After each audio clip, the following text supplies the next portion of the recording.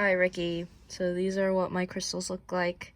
They look pretty similar to the last video, to how they did in the last video, but there are a lot more tiny ones around the two main big ones.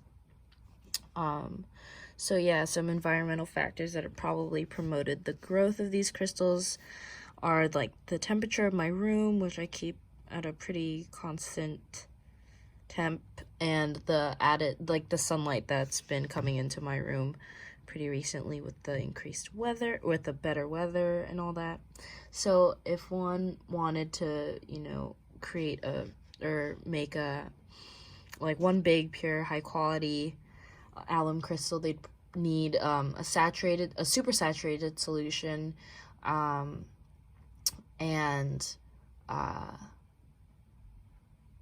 a super saturated solution, and maybe like a piece of string or stick suspended in the solution, so the crystal has somewhere to grow off of, preferably with a seed crystal, so there's one point of nucleation. And so yeah, they'd need that, and you'd probably need controlled temperature and like a Kim wipe or something over the solution so that no added impurities get in. And so no added impurities get in. And so with a super saturated solution, you'd probably get a more spontaneous precipitation and like proper lattice formation of the crystal.